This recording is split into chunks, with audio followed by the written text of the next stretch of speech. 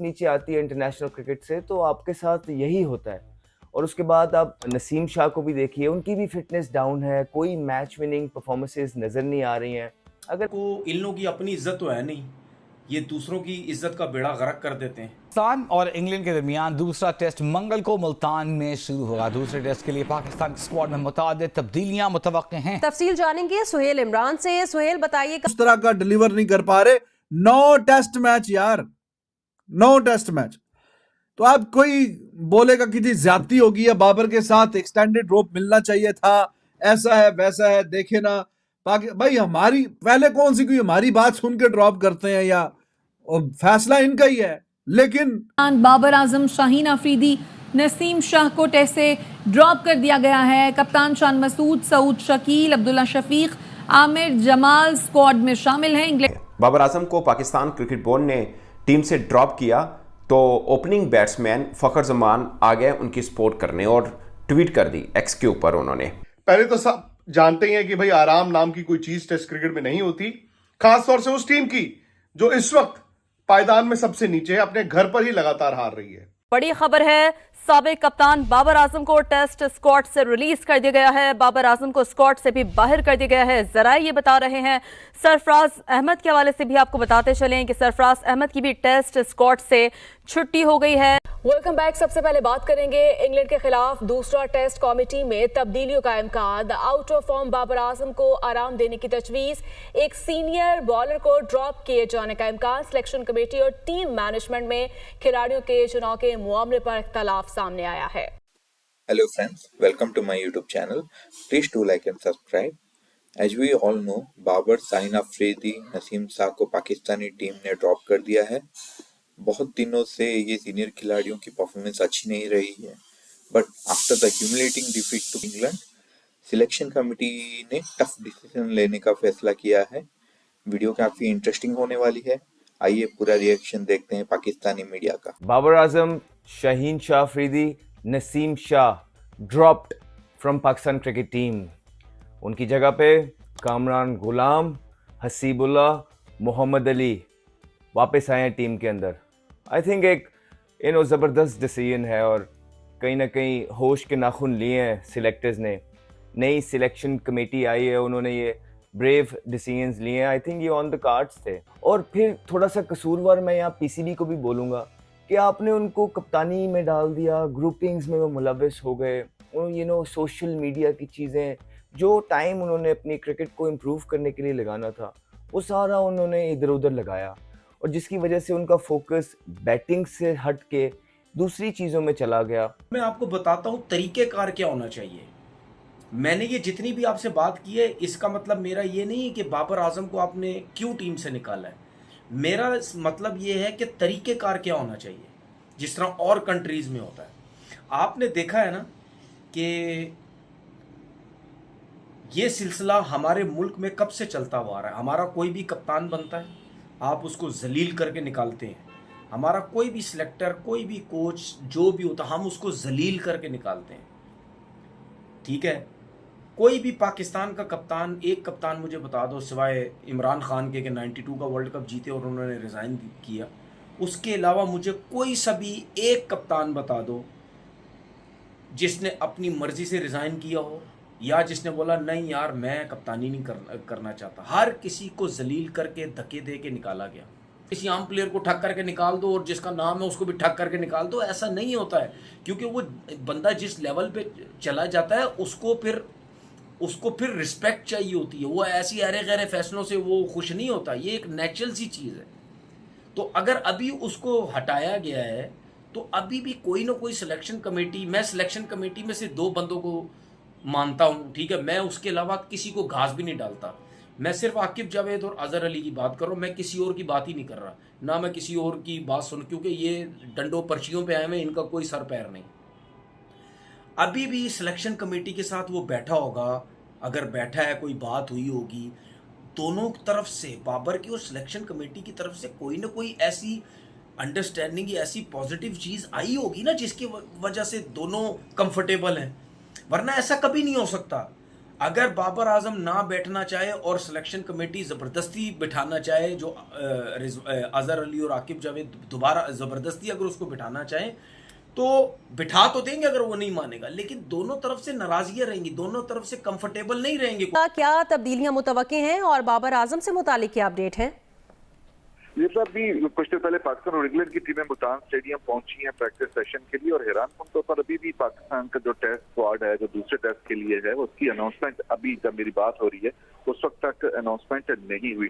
तमाम खिलाड़ी इस वक्त मौजूद हैं। इब्रार अहमद स्टिल हॉस्पिटलाइज्ड हैं और वो टीम के हमरा नहीं है और दूसरे टेस्ट से भी बाहर हो चुके हैं। इसके साथ साथ बाबर आजम के हवाले से जो इतलात यही है कि जो कौमी सिलेक्शन कमेटी के अरकान हैं उन्होंने तजवीज़ दी है कि बाबर आजम को रेस्ट करना चाहिए। इस वक्त बाबर आजम स्टेडियम में मौजूद जरूर हैं, लेकिन कभी इम्कान यही है कि बाबर आजम को दूसरे टेस्ट मैच से आराम दिया जा सकता।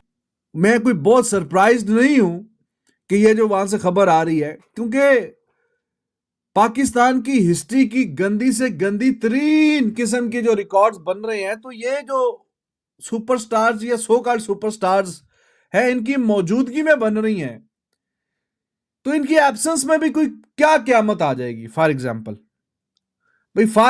अभी पाकिस्तान ये वाला मैच हारा है।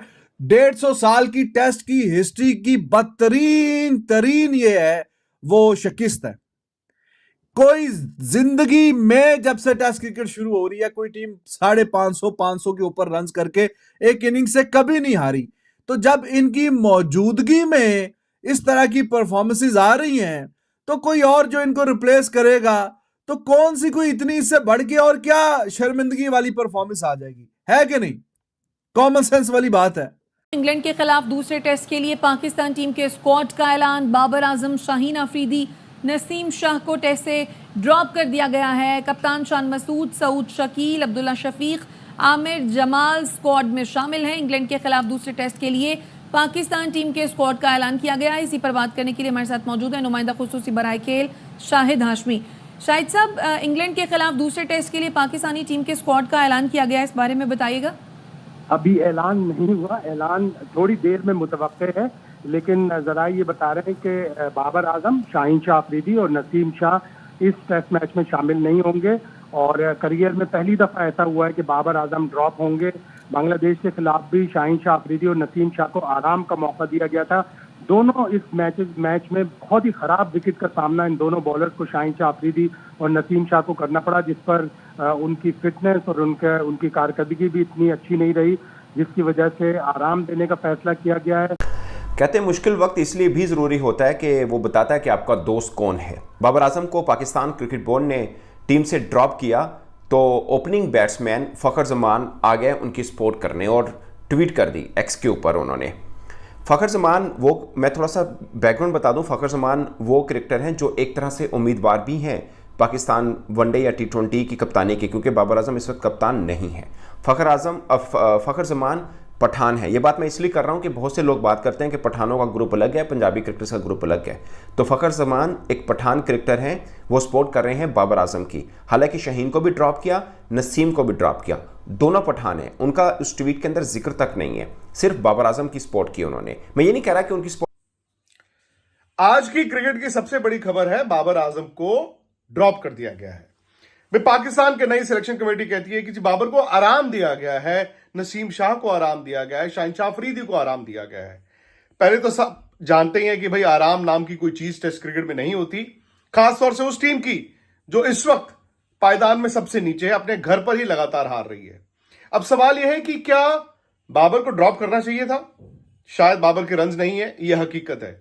लेकिन यहां पर ना दोस्तों एक फर्क दिखता है भारत में और पाकिस्तान में। मैं बार बार कहता हूं कि इंडियन क्रिकेट सिस्टम और पाकिस्तान क्रिकेट सिस्टम में यही फर्क है। इंडिया में प्लेयर्स सिस्टम से चलते हैं, सिस्टम से आते हैं। पाकिस्तान में प्लेयर्स सिस्टम के बावजूद आते हैं। लेकिन मैं ये जानना चाहता हूं कि पाकिस्तान की क्रिकेट में ऐसे कौन से तीर चलाने वाले खिलाड़ी हैं कि आपने बाबर को ड्रॉप कर दिया और फिर आप कह रहे हो कि एक काम करते हैं जी, बाबर को ना थोड़ा आराम दे देते हैं, जो कि कभी कभी फायदा भी करता है। ऐसा नहीं है, आप जब ड्रॉप करते हैं तो कभी कभी खिलाड़ियों को फायदा भी होता है। वो खिलाड़ी अंदर झांक के भी देखता है, अपने आप को रीइन्वेंट करने की भी कोशिश करता है। लेकिन शायद मुझे लगता है कि पाकिस्तान के पूरे क्रिकेट सिस्टम ने ना बाबर को हरा दिया। अहम खबर है, बड़ी खबर है। साबिक कप्तान बाबर आजम को टेस्ट स्क्वाड से रिलीज कर दिया गया। बाबर आजम को स्क्वाड से भी बाहर कर दिया गया है। जरा ऐसा बता रहे हैं, सरफराज अहमद की भी टेस्ट स्क्वाड से छुट्टी हुई है। तो बड़ी खबर है, साबिक कप्तान बाबर आजम को टेस्ट स्क्वाड से रिलीज कर दिया गया है। बाबर आजम को स्क्वाड से भी बाहर कर दिया गया है। जरा ये बता रहे हैं, सरफराज अहमद के हवाले से भी आपको बताते चलें कि सरफराज अहमद की भी टेस्ट स्क्वाड से छुट्टी हो गई है। जरा का वेलकम बैक। सबसे पहले बात करेंगे इंग्लैंड के खिलाफ दूसरा टेस्ट कमेटी में तब्दीलियों का इम्कान। Out of form Babar Azam को आराम देने की तजवीज, एक सीनियर बॉलर को ड्रॉप किए जाने का इम्कान। सिलेक्शन कमेटी और टीम मैनेजमेंट में खिलाड़ियों के चुनाव के मामले पर इख्तलाफ सामने आया है। टीम मैनेजमेंट का बाबर आजम को बरकरार रखने पर जोर। सिलेक्शन कमेटी के बेशतर अरकान टीम में तब्दीलियों के हक में है। तफसीलात जानेंगे उसामा गौरी से। उसामा, खबरें मौसूल हुई कि शायद बाबर आजम को आराम दिया जाएगा, मगर अब कुछ और मंजर सामने आ रहा है। क्या अपडेट्स है आपके पास? जी बिल्कुल, इंग्लैंड के खिलाफ कौमी क्रिकेट टीम की 3 टेस्ट मैचेस पर सीरीज जारी है और इसी हवाले से पहला टेस्ट मैच तो पाकिस्तान बुरे तरीके से हार चुका है और इसी वजह से कौमी सिलेक्शन कमेटी के कुछ अरकान ये चाहते हैं कि जो सीनियर खिलाड़ी मुसलसल आउट ऑफ फॉर्म नज़र आ रहे हैं उनको कुछ अच्छा आराम दिया जाए, जिनमें स्टार बल्लेबाज बाबर आजम भी शामिल है। लेकिन टीम मैनेजमेंट का इस मामले से इख्तलाफ हुआ है और जराए का ये कहना है कि टीम मैनेजमेंट में, जिनमें कप्तान शान मसूद और हेड कोच जैसन गिलेस्पी शामिल है, उनका ये कहना है कि बाबर आजम बहुत सीनियर बल्लेबाज हैं, एक अच्छी इनिंग्स की उन्हें ज़रूरत है, उन पे आज दबाव है, लेकिन उन्हें मौका देना चाहिए और वो एक अच्छी इनिंग्स की दूरी पर हैं, अपनी फॉर्म में दोबारा लौट आएंगे। लेकिन सिलेक्शन कमेटी के कुछ अरकान जो हैं वो इस बात पर मुत्तफिक हैं कि बाबर आजम को कुछ अर्सा आराम देना चाहिए, क्योंकि अगले महीने पाकिस्तान क्रिकेट टीम ने व्हाइट बॉल सीरीज़ के लिए दौरे ऑस्ट्रेलिया भी करना है। तो बाबर आजम मुकम्मल तौर पर आराम करके फोकस होकर आएंगे वापस, तो उन्हें कुछ अर्सा जो है वो रेस्ट देनी चाहिए। Hello friends, thanks for watching. Please support me by liking and subscribing to my channel. Kindly put your opinions in the comment box below. Jai Hind, Jai Bharat.